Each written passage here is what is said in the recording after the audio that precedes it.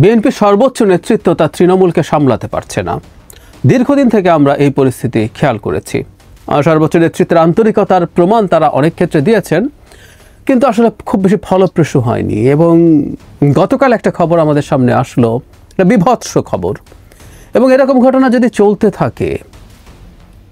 থাকে ছোট বড়, গতবারেরটা অনেক বড়, তাই এটা নিয়ে একটু কথা বলতে চাই।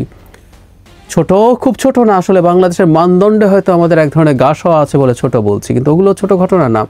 এভাবে ক্রমাগত ঘটনা ঘটতে ঘটতে মানুষের অভিশাপ কামাচ্ছে বিএনপির এই তৃণমূল নেতৃত্বকর্মী, এবং দিনের শেষে এটা দলের উপরে প্রভাব পড়বে, পুরো ছারখার হবে, এই পরিস্থিতি আছে। এবং বিএনপির মতো একটা দল এই দিকে যাওয়া রাষ্ট্রের জন্যই ঝুঁকিপূর্ণ, শুধু বিএনপির জন্য না, আমাদের এই রাষ্ট্রের জন্যই খুবই ঝুঁকিপূর্ণ।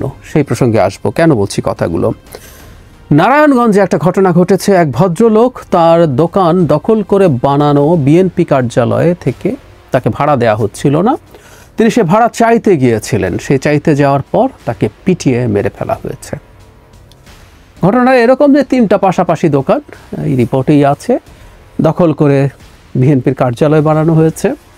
এবং সেখানে যিনি মারা গেছেন তার একটা দোকান এবং তার ভাইয়ের 2টো দোকান। কোনো কারণে তার ভাইকে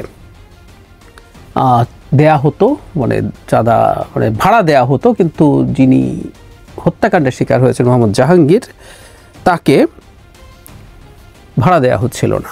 তিনি এরপর ভাড়া চাইতে যাওয়ার পর সম্ভবত কিছুটা বাকবিতণ্ডা হয়, তাকে পেটানো হয়, উনি ওখানেই মারা যান। হসপিটালে যখন নেওয়া হয় তাকে মৃত ঘোষণা করা হয়। তার মাথায় গভীর ক্ষতের চিহ্ন আছে।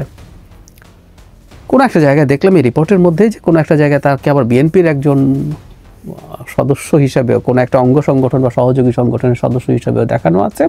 তার পরিবার আবার সেটা স্বীকার করছে না। ঘটনা যেটাই হোক না কেন, আরও তথ্য আছে এবং আমি ধারণা করি যে বিএনপির দিক থেকে হয়তো এগুলোও বলা হবে যে মূল হত্যাকাণ্ডে যিনি নেতৃত্ব দিয়েছেন তিনি এই মুহূর্তে কোনো পদে ছিলেন না, কিন্তু আরবিট্রারিলি এসে 3টা দোকান দখল করে বিএনপি কার্যালয় বানিয়ে ফেলা যায়। মজা, মগের মুল্লুক। শেখ হাসিনার সময় আমরা যেভাবে বলতাম, এটা মগের মুল্লুকের মতো মনে হবে আমাদের কাছে। এসে আমি টানিয়ে দিলাম, এবং এই রিপোর্টে আছে তারা এটা স্বীকারও করছেন যে তারা এখন এটা ছেড়ে দেওয়ার চিন্তা করছিলেন। মানে তাদের বাবার তালুক তারা এসে দখল করেছে, আবার এখন মনে হচ্ছে দয়া করে ছেড়ে দেব, মানে মানুষের দোকান দখল করে বানিয়ে ফেলাবো এবং ভাড়াও দেব না, এই রকম পরিস্থিতি আছে। আমি জানি আমাকে অনেকে আমার মন্তব্যে প্রচুর লেখেন যে বিএনপির চাঁদাবাজি নিয়ে আমি কথা বলি না কেন। আমি প্রচুর কথা বলি, আসলে আপনারা না জেনেই লেখেন এগুলো। প্রচুর প্রচুর প্রচুর ভিডিওতে, টকশোতে আমি এটা নিয়ে কথা বলেছি। কিন্তু আমি একটা জিনিস আবার এটাও মনে করি, খুব স্পষ্টভাবে মনে করি, বিএনপির যে লোয়ার টায়ারের লোকজন চাঁদাবাজি করছে, এটা এই মুহূর্তে বাংলাদেশের মেজর ক্রাইসিস না। সুতরাং এটা নিয়ে সকাল বিকাল যারা কথা বলেন তাদের সাথে সেই দলে আমি নই। বাংলাদেশে এই মুহূর্তের মেজর ক্রাইসিস হচ্ছে একটা ইলেকশন হওয়ার পরিস্থিতি তৈরি করা, এবং তার চাইতেও জরুরি কথা, সম্ভবত আমি যেটা আলাদাভাবে কথা বলবো, জরুরি কথাটা হচ্ছে বাংলাদেশে একটা ডানপন্থার উত্থান ঘটার সম্ভাবনা দেখা যাচ্ছে। র্যাডিক্যাল রাইট তো আছেই, যারা নির্বাচনই মানে না, নির্বাচনী ব্যবস্থায় একটা ডানপন্থার উত্থান আমরা দেখছি, অন্তত তারা জোট বাঁধছে। এটাকে গণতান্ত্রিকভাবেই ফাইট করা দরকার বলে আমি মনে করি, কারণ আমি কোনো রাজনৈতিক দলের সদস্য নই, কিন্তু আমি রাজনৈতিক মতাদর্শ আছে আমার। আমি একজন মধ্যপন্থী মানুষ, বহুবার বলেছি। সুতরাং any form of identity politics আমি ডিসকার্ড করি। আমি লেফটও ডিসকার্ড করি, রাইটও ডিসকার্ড করি, এবং আইডেন্টিটি পলিটিক্স আমি ভীষণভাবে সমালোচনা করি ভারতের বিজেপি এবং মোদির। ঠিক একই কারণে বাংলাদেশেও কোনো আইডেন্টিটি পলিটিক্স আমি আসলে গ্রহণ করি না। সেই পয়েন্ট অফ ভিউ থেকে এটাকে পলিটিক্যালি ফাইট করে, এবং এটা আমাদের জন্য একটা গুরুত্বপূর্ণ জরুরতের হয়ে আমাদের সামনে হাজির হয়েছে। যাই হোক, যে কথাটা বলছিলাম, চাঁদাবাজি হচ্ছে, সেটা অনেক ক্ষেত্রে খুবই বেপরোয়া। কারণ বিএনপি এখন ক্ষমতায় যেহেতু নেই, তার সদিচ্ছা থাকলেও তাদের এই যুক্তি আমি গ্রহণ করি যে তারা চাইলেও তো এখন কোনো প্রশাসনিক বা আইনি ব্যবস্থা নিতে পারে না। কোনো একদিন বিএনপি যদি ক্ষমতায় আসে, ধারণা করি আমরা নির্বাচন হলেই সেটা হবে, তখন আমরা যদি বিএনপিকে দেখি যে তারা এসব ক্ষেত্রে বিচারিক ব্যবস্থা নিচ্ছেন না, প্রশাসনিক ব্যবস্থা নিচ্ছেন না, তখন কিন্তু আমরা খুব টাফভাবে তাদেরকে সেই প্রশ্ন করতে পারবো। এখন তো সব ক্ষমতা আছে, আপনি কেন এটা করছেন না? এখন মানে এই ইন্টারিম সরকারের সময় তারা সর্বোচ্চ বহিষ্কার করতে পারেন, আই অ্যাগ্রি, এবং এই বহিষ্কার করেও এটা আসলে যথেষ্ট হয়ে ওঠে না, কারণ তাদের বিরুদ্ধে যদি প্রশাসনিক ব্যবস্থা না হয় তাহলে তো হবে না। এবং এই কনস্পিরেসি আছে, এই কনস্পিরেসি থিওরি আছে বা অল্টারনেটিভ থিওরি আছে যে বিএনপিকে এরকমভাবে এসব নানা অপরাধে জড়ানো অবস্থায় রেখে ব্যবস্থা না নিয়ে তাকে অজনপ্রিয় করে তোলা হবে যাতে অন্য দলগুলো নির্বাচনে সুবিধা পায়। খুবই লজিক্যাল শোনায় না, কারণ না হলে ইন্টারিম সরকার কেন এগুলোর বিরুদ্ধে ব্যবস্থা নেবে না? তাকে আমরা পুষিত এসবের বিরুদ্ধে ব্যবস্থা নেওয়ার জন্য। আমরা দেখতাম যে বিএনপির লোকজনকে যদি চাঁদাবাজির অভিযোগে ধরপাকড় করার পর বিএনপির পক্ষ থেকে কোনো নেগেটিভ অ্যাটিটিউড দেখানো হচ্ছে, উই আর দেয়ার, আমরা এটা নিয়ে কথা বলতাম। কিন্তু না, আমরা সরকারের দিক থেকে তেমন কিছু দেখছি না। যাই হোক, দিনের শেষে বিএনপির লোকজনকেই আসলে তাদের এইটার যদি সরকার নাও করে তাদের অজনপ্রিয় হয়ে যাওয়ার মাসুল তাদেরকে দিতে হবে। তার চাইতেও জরুরি কথা, মানুষের উপরে জুলুম যাতে না হয়, জুলুম এই পর্যায়ে যাতে চলে না যায়। জুলুম হয়তো, আমি খুবই প্র্যাকটিক্যাল প্র্যাগম্যাটিক মানুষ, আমরা রাতারাতি বাংলাদেশে সুশাসনের বন্যা বইবে, করাপশন বন্ধ হবে আমি মনে করি না। ইভেন একটা নির্বাচন হলেও এই ঘটনা ঘটবে না। এটা ধাপে ধাপে ধীরে ধীরে আমরা উন্নত হব, কিন্তু আমি বিশ্বাস করি যে এখনকার চাইতে পরিস্থিতি অনেকটা ভালো হবে। এই নির্বাচনের মধ্যে এটা হবে, পরেরটাতে এরকম হবে, তারপরের 5 বছরে হবে, এভাবেই আসলে ধাপে ধাপে এগোবো। কারণ আমাদের সমাজ যে পরিমাণ অপরাধ এবং দুর্বৃত্তকে প্রশ্রয়দানকারী সমাজে পরিণত হয়েছে, সেই সমাজ পরিবর্তন হতে হবে। শুধু রাষ্ট্রের উপরই স্তরে কিছু পরিবর্তন, কিছু পদক্ষেপ নিলে আসলে হয় না। আমাদের এই কথাটা মাথায় রাখতে হবে। কিন্তু ওই যে বললাম, এটা অসীম পর্যায়ে চলে যাওয়া, মানুষের জীবন নিয়ে নেওয়ার মতো পরিস্থিতি করে ফেলা বিভৎস। আমরা এর মধ্যেই জানি বিএনপি তার নিজেদের মধ্যে নানান ভাগ বাটোয়ারার কোন দলে 50-এর বেশি, সংখ্যাটা 100-এর বেশি আসে, এটা ফ্যাক্ট চেকিং প্রতিষ্ঠান চেক করে দেখেছে এটা 50-এর বেশি, তাও সংখ্যাটা হিউজ সংখ্যা। তাদের মধ্যে এসব করছেন এবং এগুলো ক্রমাগত মানুষের মধ্যে অভিশাপ কামাচ্ছেন তারা এগুলোর মাধ্যমে। শেখ হাসিনাকে যে কারণে মানুষ ঘৃণা করতো, অপছন্দ করতো এবং ঘৃণা করতো, শেখ হাসিনা ঘৃণা আর্ন করেছিলেন।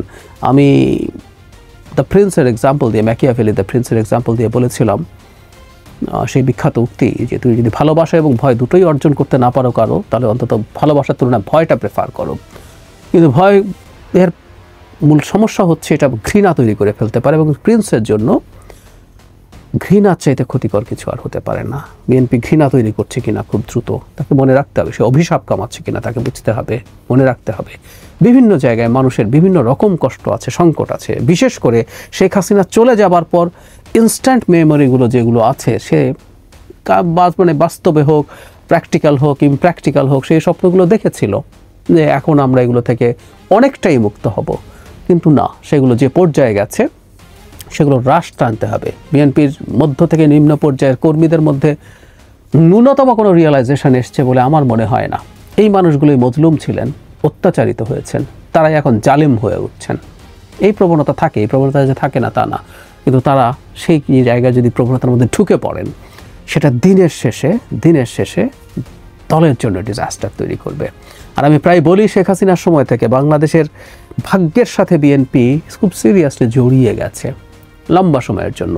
শেখ হাসিনার সময় বলতাম এই দলটার হাতেই শেখ হাসিনার পতন হওয়ার সম্ভাবনা আছে একটা পলিটিক্যাল মুভমেন্টের মাধ্যমে, তারই সেই পরিমাণ জনবল এবং শক্তি আছে।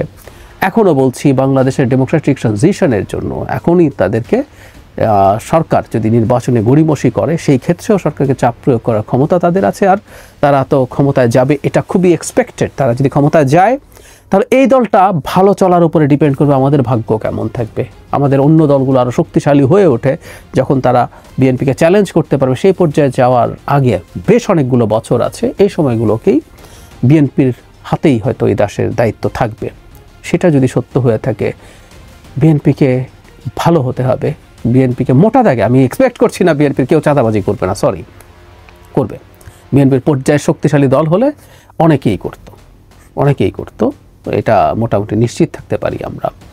যাই হোক, এটা করে ফেলবে, বন্ধ হয়ে যাবে তা বলছি না, আমরা বন্ধ হওয়াটা এক্সপেক্ট করি, কিন্তু রাতারাতি এটা হবে না। কিন্তু সেইখানেও কোন জায়গায় কতটুকু তাদের দিক থেকে সতর্কতা আছে, কার উপরে জুলুম করছে এবং মানুষের জীবন নিয়ে নিচ্ছে, এই পরিস্থিতিগুলো আসলে খুব মনোযোগের সাথে দেখতে হবে। এবং বিএনপির সর্বোচ্চ পর্যায়কে শুধুমাত্র কঠোর স্টেপ তো আছে, আমি জানি না যথেষ্ট পরিমাণ বার্তা পৌঁছানো, কাউন্সেলিং করা হচ্ছে কিনা আমি জানি না। 5 আগস্ট পরবর্তী সময়ে বাংলাদেশ সোনার বাংলাদেশ হয়ে যাবে বলে অনেকে মনে করেন, যাবতীয় সংস্কার টংস্কার করে ফেলে বাংলাদেশকে ইউরোপ আমেরিকার মতো একটা অসাধারণ উদার গণতান্ত্রিক দেশে পরিণত করবো ইত্যাদি ইত্যাদি, যারা মনে করেন আমার এটাকে স্টুপিডিটি মনে করে, আই রিপিট, আমি এটাকে স্টুপিডিটি মনে করি। কিন্তু এটাও সত্য, 5 আগস্টের আগে শেখ হাসিনা যা যা করেছেন, আওয়ামী লীগের র্যাঙ্ক অ্যান্ড ফাইলরা যা যা করেছেন, বিএনপির র্যাঙ্ক অ্যান্ড ফাইলও তাই করবেন, এটা মানুষ কোনোভাবেই মনে করে না, এটা কোনোভাবে মানুষ নেবে না। মানুষ অভিশাপ দেবে, অভিশাপ দিচ্ছে। এই অভিশাপে বিএনপির কর্মীরা পড়বেন, তারা এই সতর্কতাটা মাথায় রাখবেন।